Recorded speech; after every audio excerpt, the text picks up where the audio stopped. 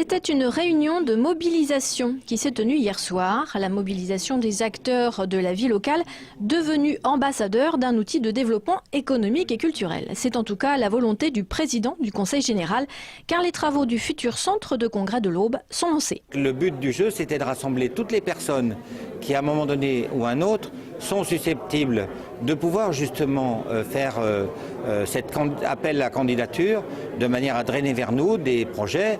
Après, on sait bien qu'on ne les aura pas tous, mais l'important c'est de faire venir vers nous des projets, des congrès, et surtout de montrer à tout le monde qu'on est acteur de notre destin. Le ton est donné par Philippe Adneau et dans l'Assemblée, quelques questions sur la suffisance du nombre de taxis, les transports des congressistes ou encore la réactivité en ce qui concerne les réservations hôtelières. Parce que c'est évidemment pas facile à l'instant zéro de pouvoir synchroniser tous les services et tout le monde pour que l'offre soit la meilleure possible.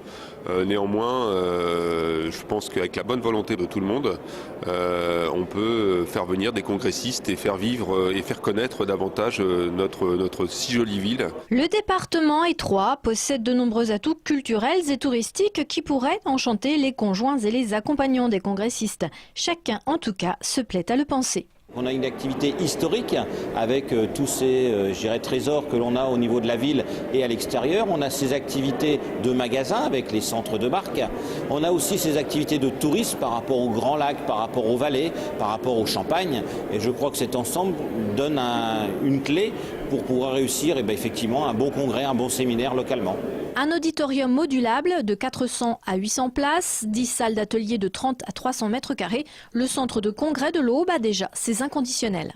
J'ai dit ouf, il était temps parce que nous, la Massif, ça fait des années qu'on voulait faire nos assemblées régionales à Troyes, dans le département de l'Aube, et on ne trouvait pas de structure importante pour accueillir 300, 400 personnes.